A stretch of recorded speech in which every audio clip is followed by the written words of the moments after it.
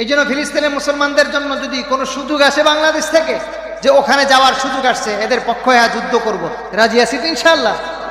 এই তৈরি যদি মনে মনে থাকে তো ইমানদার।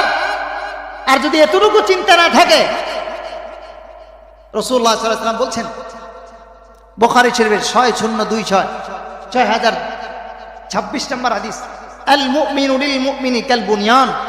আল্লাহ রাসূল সাল্লাল্লাহু আলাইহি ওয়াসাল্লাম বলছেন মুমিন মুমিনের জন্য এক প্রাসাদ বিল্ডিং এর মতো, ইয়াশুদ্দুহু বা'দুহু বা'দান, এক বিল্ডিং এর একটা অংশ যেমন আরেক অংশের শক্তিশালী করে, মুসলমান পৃথিবীর সারা পৃথিবীর আনাকাছে কানাচে ছড়ায় থাকবে, একজন মুসলমান আরেকজন মুসলমানকে শক্তিশালী করে। আমাদের দেশের চিল্লাচিল্লি প্রতিবাদ ওদের কানে যখন পৌঁছে, তো এরা জানে আমরা এদেরকে কিছু করতে পারি না, সাহায্য করতে পারি চিল্লাচিল্লি করে। বিশ্বের প্রতিবাদ জানে, ম্যাক্রোরে জুতা দানে দিয়া, নেতানিয়াহুরে জুতা দিয়া বুঝাইতে চাইতেছি, আরে ভাই আমরা তোদের কাছে যাইতে পারি নাই, কিন্তু ওদেরকে যদি পাইতাম তো জুতা ফেরা করতাম। এই জন্য সারা দেশে বিভিন্ন জায়গায় মিছিল হচ্ছে, আমাদের এলাকা আগে হচ্ছে, আজকেও হবে, বাদ-জুমাও হবে। আপনারা অংশগ্রহণ করবেন, আগামীকাল ঢাকায় হবে, গণজমাত হবে, যারা পারবেন সুযোগ হবেন যাবেন। আল্লাহ আমাদেরকে ইমানদার পরিপূর্ণ ইমানদার হয়ে কবরে যাওয়ার তৌফিক দেন।